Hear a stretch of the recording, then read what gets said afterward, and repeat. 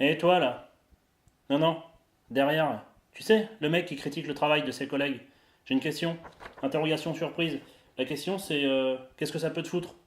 Et la réponse c'est occupe-toi de ton cul. Franchement, les mecs, mais c'est quoi votre problème? Enfin, je dis les mecs, c'est plutôt féminin comme comportement, mais bon. Les mecs, mais qu'est-ce qui vous retourne le bide dans le fait que les autres ne travaillent pas assez bien? Ça vous travaille, hein, les gens qui travaillent pas. Mais à quel moment ça vous concerne? Pour moi, la seule explication, c'est que quand vous dites ouais, c'est toujours les mêmes qui travaillent, hein. Ouais, il y en a, ils s'en foutent, hein. Fais voir. Et comment t'expliques que j'en ai fait 10 de plus? Moi, je fais mon boulot, au moins. C'est pas le cas de tout le monde. Quand vous dites ça, en fait, c'est un appel à la tarte dans la gueule. Vous voulez qu'on s'occupe de vous, de votre cas.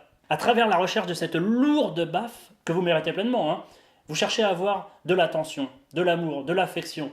Mais vous vous y prenez mal, puisque c'est une claque dans la tronche que vous aurez. Et puis c'est paradoxal, vous vous plaignez que les patrons vous exploitent, qu'ils s'en mettent plein les poches, que vous n'êtes pas assez payé pour ce que vous faites. Sauf qu'en bossant comme une machine, vous filez du pognon à votre patron et vous dévalorisez votre travail.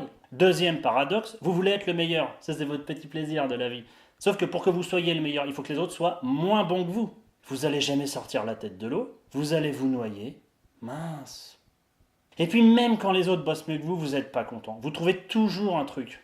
J'ai fait 300 copies aujourd'hui. Je suis content. On m'en a demandé 200, j'en ai fait 300. Je vais aller au paradis avec un bonus. Hein? François, il en a fait 350. Il a encore pas relu ses copies. Forcément, si on fait la moitié du boulot.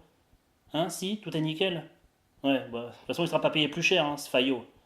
Mourrez, mourrez, en faisant du bruit, comme un petit cochon qu'on égorge, s'il vous plaît.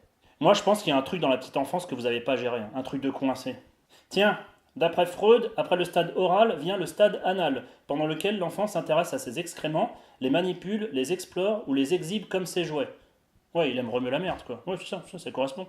Donc, bah, foutez-vous un doigt dans le cul, ça vous détendra, hein. Ah non, ça y est, j'ai compris. T'es pas content que les autres soient libres, en fait. Tu rentres chez toi, ton mari te fait chier. Ouais, ton mari, parce que bon, je dis les mecs depuis le début, mais on a très bien compris ce que je pense. Ta vie est minable, tu te sens emprisonné dans une vie de couple qui t'ennuie, ton quotidien t'emmerde, t'as raté tes études, et en plus de ça, au boulot, on te demande de faire des trucs et t'as pas le courage de dire non. Tu te sens privé de tes libertés. Alors quand tu vois les autres qui osent faire ce qu'ils veulent, ça t'agace, hein. Qui se fixent les exigences qui leur chantent, ça te fait mal au cul, hein.